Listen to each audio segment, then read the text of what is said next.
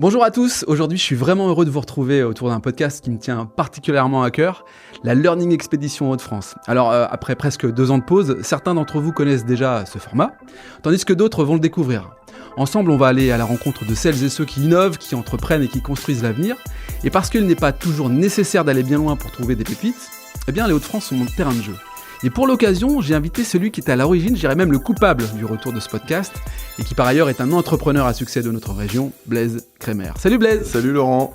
Écoute, je suis super content de reprendre Learning Expedition avec toi. Écoute, je suis très content. Ouais, c'est cool. On en a discuté parce que effectivement, pour que les auditeurs le sachent, je fais partie de ton conseil de surveillance, d'administration, et récemment, je te disais, c'est quand même dommage que tu aies mis entre parenthèses Learning Expedition, parce qu'en fait, je t'ai connu par le biais de Learning Expedition pendant le Covid. Il y a donc 2-3 ans. Ouais, où c'est ça, où j'avais consommé quasiment tous les épisodes et je trouvais ça canon. Et puis après, effectivement, avec le développement de ton activité, t'as mis un petit peu de côté et je t'ai dit récemment, il faut que tu reprennes parce que moi qui consomme énormément de podcasts, je te disais que dans la région, il manquait...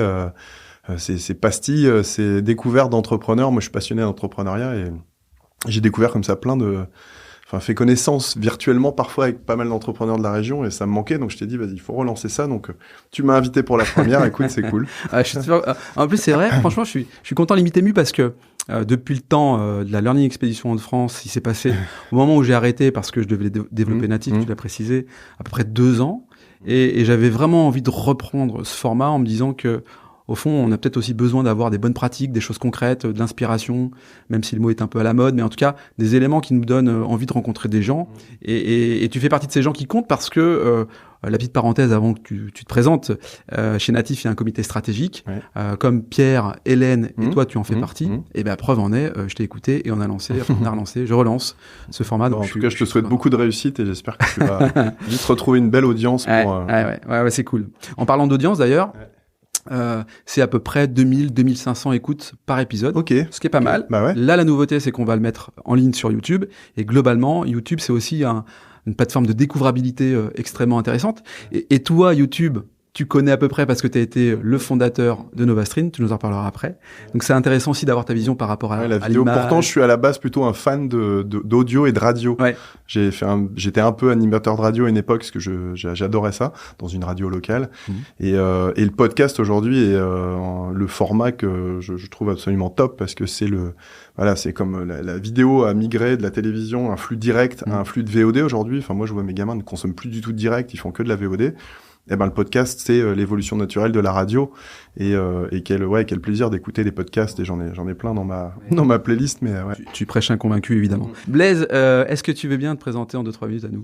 Ouais, alors comment résumer mon parcours? Écoute, moi je suis arrivé déjà, je suis pas né dans la région, même si je dis toujours que je suis... Il y a prescription maintenant, c'est ça? Ouais, voilà, puis je suis un ch'ti d'adoption. Ouais, je suis arrivé dans la région, j'avais 15 ans.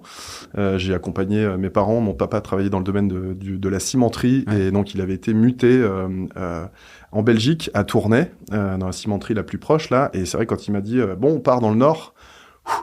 Moi qui venais de l'ouest de la France, j'avais une image du Nord un peu comme dans les ch'tis, quoi. Dans les ch'tis, voilà, en disant oulala.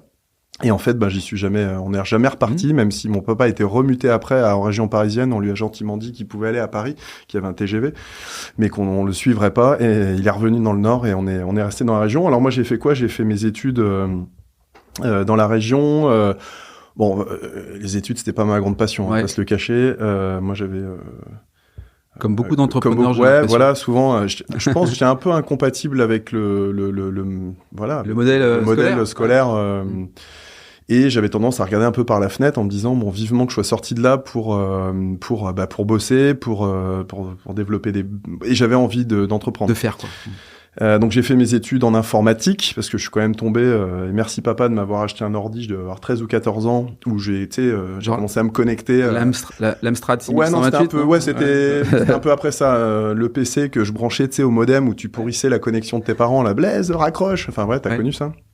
Et où je passais des heures et des heures sur internet où là j'ai découvert le champ des possibles. Et donc études supérieures en informatique, et puis très vite année 2000, donc j'ai commencé à travailler dans différentes entreprises. J'ai fait un parcours un petit peu plus long chez Decathlon. Okay. J'ai adoré. Enfin, j'ai fait 6 ans chez Decathlon au service informatique. Ça a été ma deuxième école, enfin l'école de la vraie vie pro, tu vois, ce que t'as, du concret.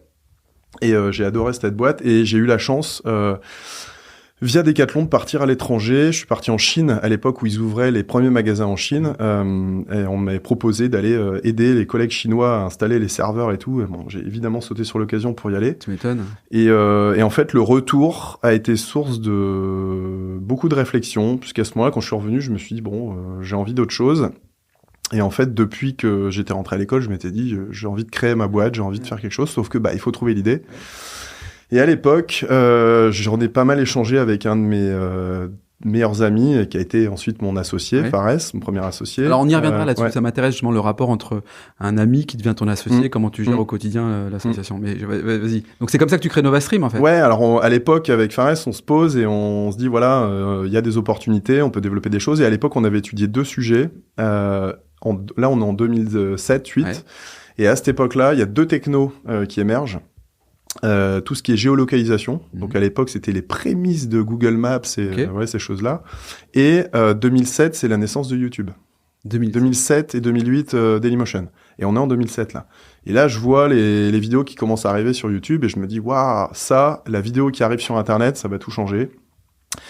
Par contre, les plateformes grand public, on va laisser ça pour les gros Américains. Il y a sûrement quelque chose à faire dans les entreprises. Et ça tombe bien, à l'époque, j'étais chez Decathlon. Et je m'occupais des plateformes intranet. Ça tombe super bien même. Et on me disait souvent, Blaise, comment on pourrait mettre de la vidéo sur les plateformes? Blaise, comment on pourrait former les collègues, etc. Grâce à la vidéo? Et donc, c'est là qu'est venue l'idée de Novastream. Et donc, on a à l'époque décidé de se lancer. On s'est fait accompagner à l'époque. Donc déjà, j'avais un associé qui avait déjà eu une expérience professionnelle. Donc Fares avait déjà eu l'occasion de créer une boîte. Et donc ça facilite. Merci à lui parce que voilà, moi, la partie gestion, structuration, etc. C'est pas ma partie favorite. Moi, je suis plutôt dans l'action et dans le commerce. Et à l'époque, donc on a démarré Novastream, donc en 2008. Et la promesse, c'était de mettre à disposition des entreprises, plutôt des grosses entreprises, une plateforme vidéo comme YouTube, mais privé, sécurisé. Donc c'est le YouTube interne des entreprises. Objectif, stocker les vidéos de formation de com interne. Que t'appelais comme ça d'ailleurs, en plus à l'époque sur ton site internet. Alors on a mis du temps à trouver cette phrase. Le YouTube interne des entreprises. C'est la façon la plus simple qu'on avait de présenter le fameux. Avec un risque ou pas? Est-ce que si par hasard, c'est comme si des hasards YouTube tombait dessus. Non. Et puis c'est comme si je te disais frigo pour un frigidaire. Je crois que c'était une marque à l'époque. Personne va te reprocher ça. Non, on n'a jamais eu de souci. Et donc voilà, on a développé cette entreprise. On a eu la chance d'avoir Decathlon comme premier client. C'est plutôt mal. C'était cool parce que on a pu déployer la solution. Puis ensuite, naturellement, on est rentré en contact d'autres entreprises du groupe Mullier. Puis ensuite, on s'est élargi. On a travaillé avec des grands groupes français, des banques, des assurances. Est-ce qu'on peut dire quand même que finalement, la meilleure occasion pour toi d'avoir développé Novastream, c'est d'avoir été en interne, écouter finalement les besoins d'entreprise et puis ensuite industrialiser, quoi. Je connaissais les besoins et surtout quel était le discours à avoir vis-à-vis, et même au niveau technique, puisque moi j'étais dans les équipes techniques, donc pour l'implémentation de la solution, je savais aussi comment le faire. Donc oui, clairement, ça nous a aidé. Deux choses. Un, j'aime bien moi savoir un peu l'origine des noms, des marques. Moi, j'apporte une importance capitale à la marque et aujourd'hui, on voit bien d'ailleurs que, tu vois, si on prend Tesla aujourd'hui, la marque elle est installée, mais en difficulté surtout actuellement parce que pas mal de choses. Bon. Mais du coup, c'est important la marque, en tout cas chez moi. Pourquoi Novastream et comment vous avez trouvé cette marque? Alors, j'ai souvenir qu'on avait sollicité notre entourage pour faire le brainstorm, comme on l'a fait pour la nouvelle boîte là que j'ai recréée, où on avait un peu imposé une certaine manière de nommer la marque. Et en fait, à l'époque, en discutant avec un ami, Jean-François d'ailleurs, je le salue au passage, il m'avait dit, on avait cherché plein de trucs autour de stream, naturellement, et à l'époque on avait comme idée, parce qu'on était déjà en mode étape suivante, en se disant aujourd'hui on va faire du streaming vidéo, mais demain peut-être qu'on fera d'autres choses. Et donc en fait on cherchait un préfixe qu'on allait pouvoir adapter. Et donc, à l'époque, on a trouvé le préfixe Nova, Nova, innovation, etc. Stream, donc Nova Stream. Et on s'est dit, si demain on doit avoir une autre activité, ce sera Nova, etc. Voilà, donc on est parti sur Nova Stream. On a gardé ce nom-là. Et d'ailleurs, on a eu... des échanges à un moment donné avec un groupe de médias qui a le même nom, qui a essayé de récupérer, pour pas les citer, qui ont essayé de récupérer cette marque. Et donc, première recommandation, quand vous créez votre marque, quand vous créez votre identité, déposez votre marque à l'INPI. Ouais. Alors, ça coûte pas grand-chose, ça coûte 200, 300 euros de déposer sa marque. Ça protège un minimum. Le jour où ils ont fait toc-toc à la porte, on était très contents d'avoir fait le nécessaire et on a gardé notre marque. Alors, ça protège un minimum, il y a quand même un truc à prendre en compte, c'est les classes. Voilà. Ce qui est marrant, c'est qu'en fait, l'activité que tu as montée il y a quelques années maintenant, NovaStream, elle a vraiment des points communs avec Natif, parce que globalement, tu vois, c'est aussi plutôt un service dédié aux entreprises, en interne et en externe, mais aux entreprises. Communication, diffusion. Ouais. Ce qui est assez marrant, c'est que globalement, tu parlais de marque, on a donc j'apporte une importance capitale à la marque. Et le Natif, t'as Natif Podcast. Et c'est pareil, c'est l'idée de se dire, demain, Natif Short, si on veut faire des reels sur, donc on est un produit digital avant tout. Et on peut décliner. Ça, c'est intéressant. Et le troisième point commun, c'est que, pour le coup, alors, nous, on est aussi un peu embêtés par une marque, voilà. Et qui, globalement, est confrontée à ce qu'on ait déposé la marque INPI en France. Néanmoins, parce qu'on a un problème de classe, on a les mêmes classes, enfin ils aimeraient avoir les mêmes classes, et donc faire de la coexistence. Pour expliquer peut-être les classes, c'est la catégorie dans laquelle tu évolues. C'est-à-dire que nous, la classe, c'était informatique, diffusion de contenu vidéo, etc. Ouais. Alors qu'il peut y avoir la classe industrie, boucherie, charcuterie, papeterie. Voilà. Donc, faut choisir 3 classes, 4 classes. Totalement. Et il faut pas se planter. Faut pas se planter. Un même nom de marque peut avoir plusieurs classes et qui, en fait, permet de faire ton activité. Et là, il s'avère qu'en fait, on l'a déposé en France et en Europe. On est un petit peu embêté. Et évidemment, heureusement qu'on l'a déposé, mais on n'est pas à l'abri quand même que les choses puissent évoluer. En tout cas, on est plutôt en zone de confort. On a pu nous exploiter ce nom pendant donc 12-13 ans, puisque alors cette société, on l'a développée en bootstrap, c'est-à-dire qu'on a ça c'est un choix. Pas financé. On n'a pas fait de levée de fonds. Alors une erreur. Plusieurs fois, je me suis dit que c'était une erreur parce qu'on a avancé avec un frein à main, clairement, parce que quand on lève pas les fonds, il faut gagner l'argent avant de pouvoir le dépenser en communication, en marketing, en embauche. Ouais. Donc forcément, faites les choses moins vite. L'avantage, c'est que vous êtes seul aux manettes. Et quand il y a des décisions à prendre, elles se prennent en 30 secondes. Surtout quand on a des associés avec qui on est ultra alignés. Et ça, Fares et puis Damien, donc le troisième associé qui est rentré dans la danse après, qui est mon associé maintenant sur un nouveau projet. Ouais. On a toujours été hyper alignés. Et ça, j'ai eu beaucoup de chance et je les remercie parce que c'est vraiment grâce à eux qu'on a réussi à développer tout ça. Effectivement, le parcours, c'est quoi ? C'est qu'on a développé cette société jusqu'en 2020. Donc là, on est pendant le Covid. Bizarre parce que on nous a demandé de rentrer chez nous, donc on est full remote comme on dit, chacun de chez soi. On est en pleine croissance parce que nous on vend des plateformes vidéo d'entreprise. Or les entreprises ont besoin de cette solution-là, donc on reçoit appel sur appel et on marche très bien. Et je me rappelle encore, j'ai reçu un vendredi soir, un appel d'une société que je connaissais bien à l'époque, qui s'appelle Loomaps, qui est une société française. Leader d'ailleurs sur son marché en France. Qui est leader mondial même des intranets. Donc qui fait des plateformes d'intranets pour les grands groupes. Et donc nous, on avait l'habitude de les voir passer puisqu'on branchait notre système sur leur CMS, sur leur système. Et là, ils nous contactent et ils nous disent, voilà, on aimerait faire un partenariat avec vous, patati et patata. Et au bout d'un moment, les questions étaient tellement précises que je me suis dit, en fait, il y a peut-être anguille sous roche. Et en réalité, assez vite, ils nous ont dit, voilà, les gars, on va pas tourner autour du pot. Nos clients ont besoin d'une plateforme vidéo. Ils nous la réclament. Est-ce que vous êtes à vendre? Et donc, là, à ce moment-là, avec Damien, mon associé à ce moment-là, on s'est dit, qu'est-ce qu'on fait? Et il a fallu se décider assez vite. À savoir, est-ce qu'on rentre dans la discussion ou pas, quoi. Donc là, c'est une décision à 3 en plus. Alors oui, ce que j'ai pas précisé, c'est que première partie du parcours avec Fares, qui reste avec moi jusqu'en 2016. En 2016, Fares, on est potes, décide de faire autre chose, que c'est un multi-entrepreneur. Au bout de 6 ans, il part sur un autre projet. Et Damien, qui était rentré entre deux, rachète les parts de Fares. Donc je passe de 2 à 3, puis de 3 à 2. Voilà. Très bien. Avec un timing qui, de 2016 à 2020... Ouais. 4-5 l'amène ans. pas à se dire merde si j'avais attendu quelques mois. Voilà. Oui, la truc est digéré, quoi. Sujet, Et donc je suis avec Damien à ce moment-là et effectivement là l'idée c'est de se dire qu'est-ce qu'on fait. Ça fait 12 ans qu'on est sur cette activité qui marche bien, qui est en croissance tous les ans, qui est rentable, sauf qu'on se dit, bon, bah voilà, ça fait 12 ans qu'on est là-dessus, on vend pas, on fait quoi? Et puis, on s'est dit, ouais, ok, mais à partir sous ces conditions. Et donc, chacun de notre côté, on a réfléchi, on s'est revu le lundi, en se disant, bon, t'as réfléchi, ok, bon, c'est quoi le truc? Et en fait, on s'est rendu compte une fois de plus qu'on était alignés, et vraiment alignés, en se disant, si on a ces conditions-là, on passe à autre chose. Si t'avais pas été aligné, sur des conditions vraiment compliquées, comment t'aurais procédé? Bonne question, parce que ça n'est pas arrivé. Je sais pas. Tu sais pas. On aurait discuté. La question se pose pas. Ouais, je sais pas. C'est pas arrivé, donc c'est après que ça a été plus sport. Quand ça parle d'argent? Non, parce que là, en gros, on dit voilà, quelles sont les conditions pendant lesquelles on est prêt à lâcher. Là, il faut maintenant rentrer en discussion avec l'acheteur. Et là, l'idée, c'est qu'effectivement, on décide de rentrer en discussion avec eux. Ils viennent nous voir. Ça fit, mais ça fit des deux côtés. C'est-à-dire que eux, je pense, on fit sur tout, sur la technique, sur les gars, sur la techno, sur les clients, enfin tout est parfait. Ça faisait longtemps qu'ils t'observaient en fait, en vrai. Je pense qu'ils ont été un peu audités. Et de l'autre côté, nous on se rend compte aussi que voilà, ils ont des valeurs, une manière de travailler qu'on aime bien. Donc déjà c'est rassurant. Pourquoi c'est rassurant?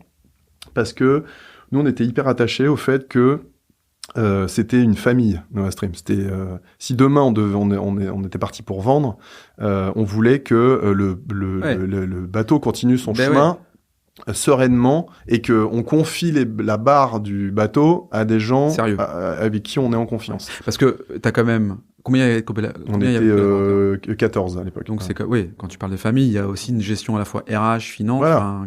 Sachant qu'à ce moment-là, c'est la suite, c'est un peu plus sport. Effectivement, on te dit bon ok, vous voulez rentrer dans la discussion, on y va. Donc on se met d'accord sur ce qu'on appelle une LOI, donc ils nous communiquent, ils nous font une proposition qui nous convient. Sauf qu'à partir de ce moment-là, je découvre ce qu'est de vendre une entreprise. Et là, je ne m'attendais pas à ça, mais je savais que bon, forcément, on allait nous auditer un petit peu on annonce des choses, du chiffre d'affaires, des technos, des machins, des choses. Sauf que on rentre dans une phase qu'on appelle de due diligence. Donc c'est quoi? C'est qu'en gros, une fois que la LOI a été communiquée, ils vont venir vérifier que au niveau RH, au niveau finance, au niveau juridique, au niveau commerce, au niveau technique, t'es au niveau. En tout cas, que tu réponds à un cahier des charges hyper précis. Sans avoir annoncé aux équipes que t'es en process de vente. Alors voilà. C'est ça qui est compliqué. C'est pour ça que je dis que ça a été sport. Pourquoi? Parce qu'à ce moment-là, qu'est-ce qui se passe? On ne peut pas communiquer aux équipes qu'on est en train de discuter, parce que déjà, on n'est pas sûr que ça se fasse. Déjà, donc, si t'annonces un truc et que ça se fait pas, t'es pas bien. Mais en plus, on nous dit, non, vous n'en parlez pas, c'est pas le moment. Donc, on n'est qu'avec mon associé à deux, dans une période de rush au niveau du boulot. Donc, la journée, et le soir, je mets ma casquette de chef d'entreprise qui doit gérer cette vente. Et là, je découvre un jour, j'ai cru que j'allais me sauter par la fenêtre. Je reçois un jour, donc on s'est fait accompagner dans cette session par un cabinet d'avocats et surtout par une consultante qui nous a aidés. Et je la remercie, Aude. Un jour, je reçois elle me prévient, elle m'appelle en disant « Blaise, tu vas recevoir un mail, ne prends pas peur. » C'est mots, ne prends pas peur. Appelle-moi quand tu ouvres le document, je vais t'expliquer. Tu vas voir, c'est un peu sport, mais appelle-moi. Je comprends pas trop, j'ouvre le mail, je comprends. J'ouvre un Excel. Et il y avait des onglets, donc un onglet juridique, commerce, RH. Et dans chaque onglet, il y avait à peu près 30 lignes. Chaque ligne, c'était un document à fournir. Donc il y avait de mémoire à peu près 120 documents à transmettre, donc sur une PME de 14 personnes, où j'ai pas d'RH, j'ai pas de juridique, tout est, voilà. Et là, je me dis, bon, et donc elle m'a dit, on se détend. Là, t'as reçu la même liste que si t'étais Air France, mais il va falloir que tu réussisses à produire tous ces documents et t'as 1 mois pour le faire. Sinon, la vente se fait pas. Sinon, t'arrives pas à démontrer que tu vaux ce que t'annonces. Et donc, on peut dégrader on va négocier ou stopper la discussion. Donc, il y a aussi peut-être pas de bluff, loin de là, mais en tout cas, une volonté à peut-être être toujours en négociation jusqu'à la signature finale. Ça fait partie du jeu. Et puis, c'est normal. Si tu achètes une entreprise, t'as envie de vérifier que ce qu'on t'annonce est vrai. Bien sûr. Et donc là, on rentre dans une phase où je passe vraiment littéralement des jours et des nuits à remplir des documents, à produire des documents, à récolter des documents. Là, t'es content d'avoir bossé avec des juristes pour faire tes contrats. Là, t'es content d'être au carré au niveau de tous tes contrats de travail. Là, t'es content de jamais avoir eu de problème avec tes collaborateurs. Là, t'es content d'avoir très bonne relation avec tes clients, etc., etc. Pourquoi? Parce que tu vas devoir passer des coups de fil à un juriste qui va devoir t'aider. Tu vas devoir appeler un client pour lui expliquer qu'il faut faire sauter une clause dans son contrat, sans quoi ça va. Je te passe les détails, mais bref. Et tout ça pendant 1 mois. Là, c'était vraiment sport. Je me rappelle que j'ai eu un moment, d'ailleurs, j'étais vraiment dans un état de fatigue avancé. Finalement, on rend notre copie et l'audit se passe bien. Bon, je vais accélérer, mais globalement, à part quelques petits points à lever, on se met d'accord. On rentre dans la phase suivante, qui est la phase de earn-out. Ce qu'on appelle earn-out, c'est quoi? C'est-à-dire que le mariage se fait. Donc là, tu passes d'un rôle de décisionnaire. En France, il y a un truc aussi, petit détail, c'est que quand tu vends ton entreprise, il y a une loi qui s'appelle la loi Hamon, qui dit que si tu vends ton entreprise, il faut que tu puisses, au préalable, et c'est la loi, tu es obligé de proposer à tes collaborateurs de faire une contre-offre. Donc, obligé. Ouais, c'est la loi. Donc, deux choses. Un, il va falloir que tu annonces à tes collaborateurs que tu vends la boîte. Sans donc déjà, ça, c'est un moment extrêmement difficile à faire. Enfin, voilà. Quand j'en parle avec des personnes qui ont fait des exits, ils disent toujours que c'est un moment qui est à la fois dur et hyper émouvant. Mais surtout, il faut aussi leur faire signer un document comme quoi ils ne sont pas prêts à faire une offre, ce qui est un peu bizarre. Bon. Et donc voilà, on fait cette réunion, on annonce aux collaborateurs qu'on vend l'entreprise, on doit expliquer pourquoi, il faut beaucoup rassurer à ce moment-là. Oui, parce que ils se disent mais qu'est-ce qu'on va devenir, qu'est-ce qu'on devient, pourquoi vous vendez, enfin voilà. J'imagine, Non, et c'est normal. Très bonne relation avec nos collaborateurs, à toute l'équipe, tout le monde comprend. Tout le monde, et même à la fin de la réunion, on vient nous voir en disant bravo les gars, super réussite, c'est un bel aboutissement, c'est cool, donc hyper rassuré. Ouais, puis de l'autre côté, t'as Loomaps qui est une belle marque. Voilà. Et ils se rendent compte qu'ils rentrent dans un groupe qui est une très belle entreprise, dans lequel ils vont sûrement bien progresser, passer une dimension, parce que c'est une boîte internationale. Donc là, on est racheté par une boîte qui a 350 collaborateurs, qui est en France, aux États-Unis, qui est en Japon, dans plein de pays d'Europe, qui a fait une énorme levée auprès d'un très gros investisseur. Et donc là, on passe, comme je disais, on passe de la Ligue 2 à la Ligue des Champions, quoi. Vraiment sur l'échiquier des éditeurs. Là, ça fait voilà. Et là, en gros, ce qu'on nous explique, c'est que on a 6 mois, au moment où l'annonce est faite, on a 6 mois pour marier les deux produits, techniquement, et vendre la solution au plus de clients possible, ce qui est normal. Donc là, tu as déjà passé une période où t'en peux plus, t'aboutis à la vente. Au moment où tu signes et tu fais... Eh ben en fait, c'est que le début. Voilà.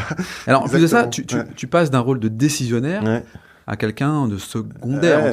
Alors là, pareil. Là, tu dois gérer ton ego. Non, mais il y a un truc qui est, une fois de plus, j'ai remercié aussi les dirigeants de Loomaps et toutes les personnes avec qui on discutait, ils ont été top avec ça. On leur a dit, messieurs, si vous voulez qu'on réussisse le challenge, deux choses. On vous demande deux choses.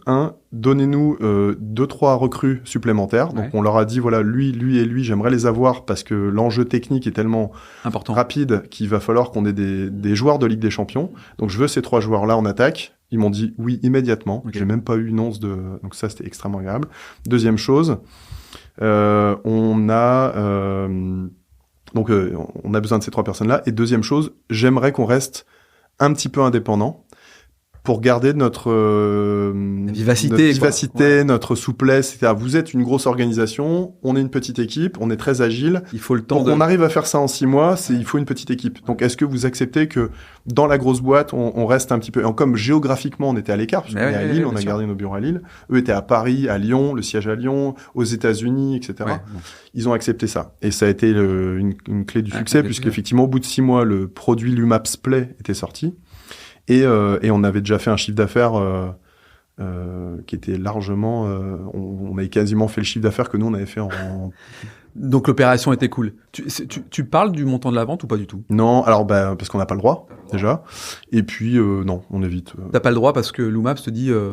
oui, voilà, tout à fait. Oui, c'est ça, après, tu peux avoir la liberté si tu voulais, quoi. Clairement, ça te donne une liberté financière qui te permet de te dire, bon, c'est cool, voilà, j'ai amorti le temps que j'ai passé là-dessus et je suis content. Pas assez pour aller prendre un bateau et faire le tour du monde jusqu'à la fin de sa vie. Et de toute façon, on n'a pas envie, voilà. La suite a été aussi une pause. Où tu dois gérer à la fois un deuil. Est-ce que tu gères un deuil quand tu vends ta boîte et que du jour au lendemain tu te retrouves finalement avec certes un chèque, mais également un avenir que tu dois écrire. T'as une période un peu comme ça de doute, de peur, de crainte, de deuil. Donc on vend, ensuite il se passe 18 mois pendant lesquels on doit rester, parce que c'est un engagement, et de réussir les objectifs. Donc en fait, pendant 18 mois, tu recrées une entreprise, parce que Loomaps Play, c'était le mariage des deux, il fallait qu'on le réussisse, sans quoi on n'avait pas... les promesses... La réussite, c'était quoi? C'était sortir le produit soit vendu, et nous, le plus important de tout, c'était que les équipes restent et que les équipes soient intégrées et qu'on puisse faire je fais une image, mais qu'on puisse faire un pot de départ avec le sourire Et ce qui s'est passé, ça, on y tenait à fond. Et c'est ce qui s'est passé. Par contre, effectivement, le jour avec Damien, on a fait le pot de départ et qu'on est parti, le lendemain matin, ça fait drôle. Ouais, ça fait drôle, ouais. Ça fait drôle. Ça fait drôle. À la fois, t'es super content parce que t'as besoin de souffler, t'es un peu claqué. Mais assez vite, tu te dis, en fait, c'était cool quand même avant. Est-ce qu'on recommencerait pas? Est-ce que je suis capable de refaire? Est-ce que finalement j'ai pas eu de la chance? Il y a un phénomène. Il y a un phénomène, c'est de te dire, mais au fond, qu'est-ce que je suis capable de faire? En fait, je suis capable de rien faire parce que je faisais ça. En tant que chef d'entreprise, tu sais tout faire, mais tu t'es expert dans rien en fait. J'exagère un peu, mais c'est un peu. Oui, tu exagères un petit peu. Tu pousses le bouchon. On est des généralistes. On n'est pas des spécialistes. Ouais. Même si on a toujours un. Et effectivement, souvent il y a ce phénomène, et j'en discute souvent avec des chefs d'entreprise qui ont connu ça, où ils ont parfois une petite période de pas bien. Ouais, de pas bien, ouais. Parce que tu te dis, en fait, je sers à quoi maintenant? Et 2, je sais faire quoi? Alors, le je sers à quoi, c'est aussi, moi, ça a été, au fond, ça a été une opportunité aussi pour Natif, parce que c'est à ce moment-là où tu as eu un peu plus de temps, que tu as consacré. C'est à ce moment-là où j'ai commencé à vous accompagner. Donc, tu accompagnes Réseau Entreprendre Nord. Alors, ça, c'est l'autre partie dans la vie. Moi, j'ai plein d'activités, j'adore le sport, mais il y a un truc qui me passionne, c'est l'entrepreneuriat en général. C'est-à-dire que je fais partie des gens qui, quand j'étais petit, je regardais Capital le dimanche soir et c'était mon kiff, quoi. Ça me faisait rêver. Avec Emmanuel Chin. C'est ça. Et donc aujourd'hui, moi, quand j'ai la possibilité comme ça de passer du temps avec des entrepreneurs, je le fais, mais je le fais avec autant de plaisir, autant de plaisir que je leur apporte que moi, ça me nourrit. Donc par ce biais-là, on a été accompagné par Réseau Entreprendre, et quand Réseau Entreprendre m'a dit Blaise, maintenant il faut rendre du temps, aucun problème, quoi. Ouais, bien sûr. Donc j'ai été accompagnateur de 4 entreprises. Donc il y a des gens que tu avais reçus ici, certainement plusieurs, qui ont bien réussi. Et je suis assez impliqué dans ce réseau, et surtout c'est un réseau qui m'a donné accès aussi à un réseau d'entrepreneurs que je côtoie, que j'accompagne, que j'aide, et ça c'est un kiff. Et donc c'est par ce biais-là qu'on a continué l'aventure ensemble.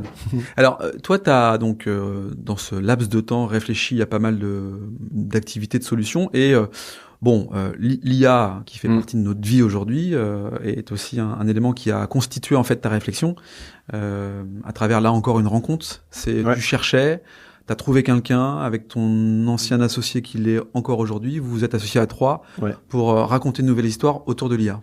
Effectivement, là on arrive en 2003. Mi-2003, 2023, où avec Damien, on a terminé notre mission. Et puis, au bout d'un moment, je discute avec Damien, parce qu'avec Damien, on s'entend hyper bien, on partage beaucoup. Et je lui dis, ça te chauffe qu'on recommence, ou qu'on refasse autre chose, peut-être qu'on va le faire un peu différemment, mais est-ce qu'on retenterait pas une aventure dans le logiciel, dans le SaaS, B2B, ce qu'on sait faire, quoi. Sauf que, oui, donc la réponse c'est oui, ok, mais on fait quoi? Ouais, c'est ça. Donc pareil. Et on fait quoi? Et là, on fait quoi? C'est réfléchissons. Et donc là, j'ai ouvert plein de tiroirs, mais vraiment. Je suis allé rencontrer. J'avais du temps, donc je suis allé rencontrer beaucoup de monde, échanger, regarder, observer. Et à un moment donné, on a eu une discussion avec Damien et on s'est dit, mais c'est pas possible qu'on développe une nouvelle solution sans y intégrer de l'IA. On entendait parler d'IA partout. Nous, étant un peu geek, on est tout le temps en train de découvrir chaque jour des trucs hallucinants autour de ça. On s'est dit, comment on peut développer une nouvelle solution en y intégrant l'IA? Et là, naturellement, au moment où je me suis dit, qui tu peux aller voir? Naturellement, Decathlon. Mathieu. Mathieu Desmarais, qui est le 3e associé de la nouvelle aventure. Donc, il y a Damien, mon ancien associé NovaStream. Et 3e, c'est Mathieu. Mais pourquoi tu dis naturellement Mathieu? Tu le connaissais? Pourquoi? Parce que Mathieu, je l'avais rencontré à l'époque où on travaillait pour Decathlon. Okay. Voilà, on avait vendu à Decathlon une plateforme vidéo, et notre chef de projet, c'était Mathieu. Okay. Donc, devenu un pote, très doué, hyper bon dans son domaine. Et lui avait quitté Decathlon pour monter sa boîte de conseil et de développement dans l'IA. Solo. Avec un associé. Okay. Il a développé sa boîte, marchait très bien, conseil, développement, logiciel, etc. Et naturellement, je l'appelle et je lui dis, on pourrait se voir? Ouais. Ah, pourquoi là? Je lui explique le projet. Et ça fit à ce moment-là, dans le sens où lui nous dit, ouais les gars, moi votre projet de développer une nouvelle solution m'intéresse. Je vous apprécie, on a bossé ensemble. Voilà. Et puis mon savoir-faire en IA, je pense qu'on peut s'appuyer dessus pour développer quelque chose. Donc à ce moment-là, je lui dis est-ce que tu as des idées? Parce que oui, l'IA c'est bien, on parle d'IA tous les jours, mais le champ des possibles est tellement large qu'il y a un moment donné, il faut trouver un segment, une verticale, un usage. Et là, Mathieu me parle. Je me rappelle, il m'a dit attention, je vais pas te faire rêver. Effectivement, le sujet fait pas rêver, mais il est très concret. Il a découvert lors de rendez-vous qu'il avait fait chez des prospects que beaucoup d'entreprises aujourd'hui font encore beaucoup de traitements manuels de documents. Concrètement, les clients qu'on adresse aujourd'hui, ce sont des grossistes et des distributeurs B2B. Donc, c'est des entreprises qui vendent à d'autres entreprises de l'alimentaire, de la quincaillerie, du textile, des produits de sécurité, des fournitures de bureau. Quoi. Voilà, tout ce qui est en consommation régulière, entreprise à entreprise. Okay.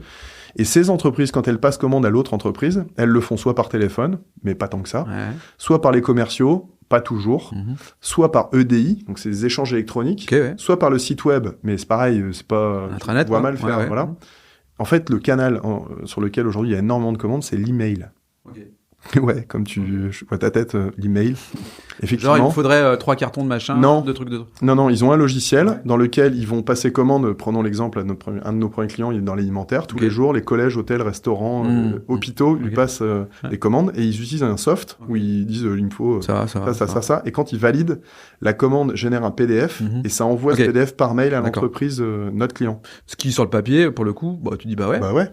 Sauf qu'une fois que toi, enseigne, t'as reçu cette commande dans ton mail, il faut... te retaper, tu ressaisir le truc. Tout ressaisir dans le RP, tout contrôler, tout ressaisir et tout réadapter. Donc nous, qu'est-ce qu'on a fait ? On est allé vérifier que c'était vraiment le cas, et très vite, on s'est rendu compte qu'il y avait un vrai besoin là-dessus. Et on est allé voir la société qui a été notre premier client, où ils nous ont dit, oui...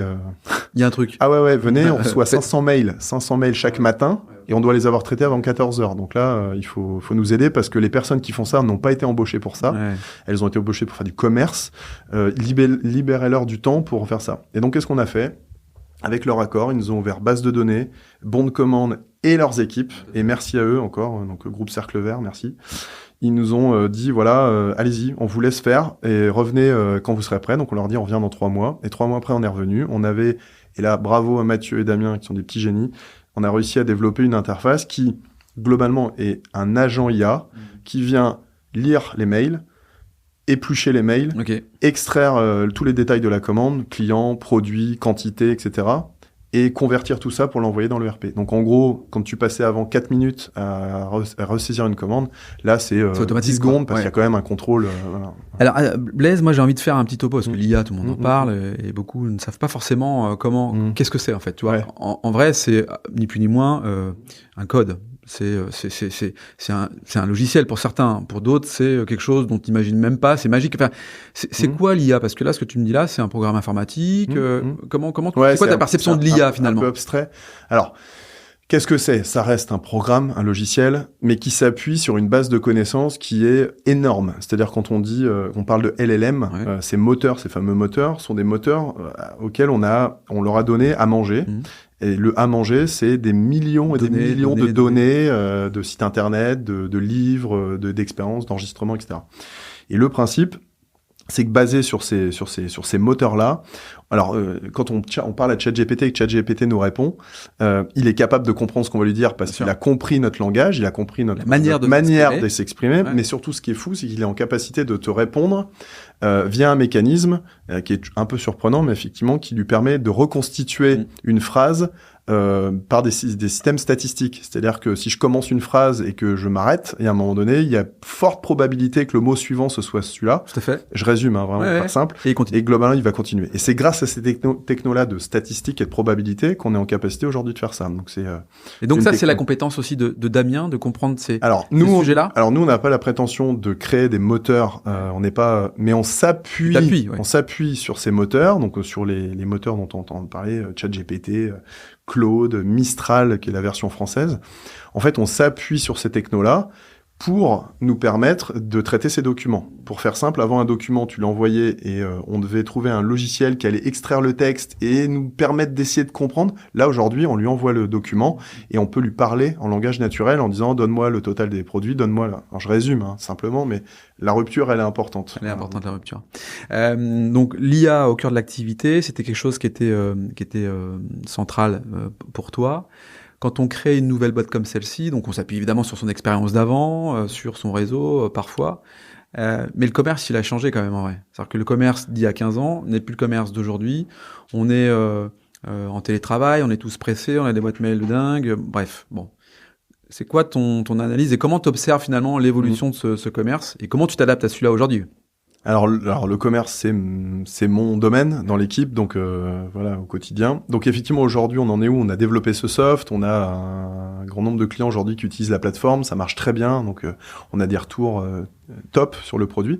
Donc je veux dire, on est super en confiance et maintenant on attaque le marché, il faut développer. Sauf qu'aujourd'hui, il faut aller présenter cet outil et donc la difficulté n'est pas de les convaincre de l'utiliser parce qu'on est sur un produit qui a un ROI instantané, qui est presque qui est une logique d'économie. Donc c'est pas un souci autour de ça. Le problème, c'est d'avoir le rendez-vous. Trouver le temps. D'avoir ne serait-ce que les 5 minutes de temps de cerveau de votre interlocuteur pour qu'il comprenne ce que vous faites. Parce que déjà, votre produit n'existe pas dans sa tête. Donc déjà, il va pas vous chercher sur Internet. Personne ne tape agent IA pour automatiser. Personne. T'as inventé un truc, quoi. C'est pas la peine qu'on achète ce mot sur Internet. Personne ne le tape. Donc il faut il faut trouver l'interlocuteur, lui expliquer, le convaincre que ça marche et lui vendre. Et la grosse difficulté, c'est d'obtenir un rendez-vous. Et donc là, aujourd'hui, ça, c'est l'enjeu. Effectivement, comme tu dis, avant, on pouvait envisager de faire ce qu'on appelle du cold call. Vous savez, des gens qui passent des appels, envoyer des séquences de mails, publier sur les réseaux sociaux, utiliser son réseau. Aujourd'hui, il n'y a pas de formule miracle. Non. Faut faire un peu tout. Aujourd'hui, ce qui marche le mieux, pour moi, ça reste le réseau. Ok. Le réseau physique et les réseaux digital. C'est ça. Ok. Quand tu as créé cette boîte, puisque tu as déjà goûté certainement au plaisir de la vente, parce que tu as bouclé la boucle avec NovaStream, là tu as ouvert un nouveau robinet avec en tout cas un produit qui est sorti, une histoire à raconter autre. Tu es quand même face à un marché international, global. Là, pour l'instant, tu es sur à la fois une niche, régionale ou nationale, je ne sais pas. T'envisages l'international immédiatement, ou tu le mets de côté, ou tu dis je la vendrai cette solution? Enfin, c'est quoi aujourd'hui ta nouvelle perception de la création d'une entreprise? Ouais, alors dans tous les cas, oui, il y a une concurrence. Concurrence certes limitée parce que les technos qu'on utilise n'ont que 2 ans, allez 3 ans. Donc ça fait que 2 ans que des sociétés peuvent créer des logiciels comme le nôtre. Donc finalement, il y a assez peu de concurrence. Ou s'il y a des concurrents, ils sont à l'étranger. Et aujourd'hui, ce qui est un peu la barrière à l'entrée sur notre secteur, c'est qu'il y a le soft, c'est une chose, mais il y a l'intégration. Et en fait, notre savoir-faire, et là où on est bon, c'est qu'au-delà d'avoir un soft, il faut brancher le soft et venir intégrer cet accompagnement au changement. Quand demain, dans une équipe de 12 personnes, du jour au lendemain, vous venez à intégrer un outil comme ça, il y a un changement d'organisation dans l'équipe et il faut le brancher, accompagner, former. Et en fait, cette partie-là est une partie que tu es obligé de faire en local, entre guillemets, qui est chronophage, mais qui est nécessaire. Et donc aujourd'hui, une société américaine n'est pas en capacité de faire ça. Pas pour l'instant. Et j'espère que finalement, tu auras une dimension un peu globale. Peut-être qu'il y a une IA qui nous remplacera. Ouais, attends, on n'y est pas encore quand même. Là-dessus, moi, je trouve que... Alors, sur le remplacement, Non, moi, je pense que là-dessus, je voulais écrire un truc là-dessus sur place à l'imperfection. Alors, on peut pas être imparfait sur tout, et l'IA nous permet justement de perfectionner un certain nombre de choses, et c'est génial.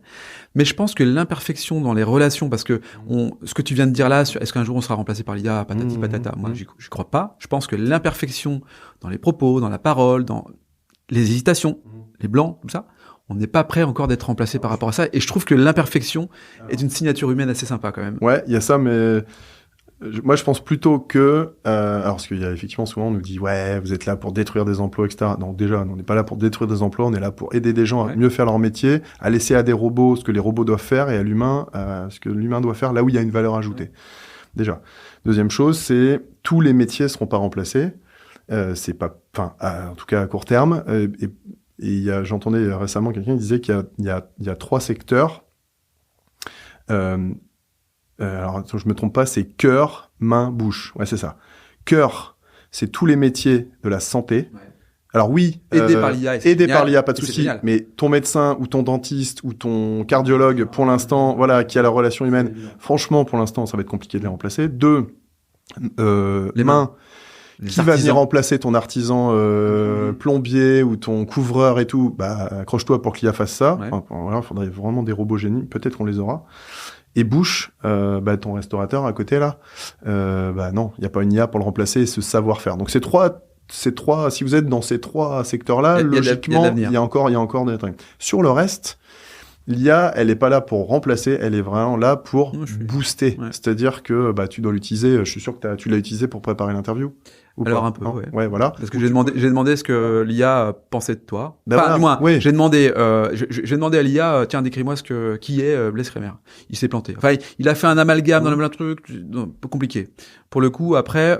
Mais il peut t'aider, par exemple, à lister des questions. Alors oui, il peut t'aider à lister les questions, mais les questions, c'est des grandes thématiques. C'est-à-dire que la question, tu vas pas la lire bêtement en disant lire.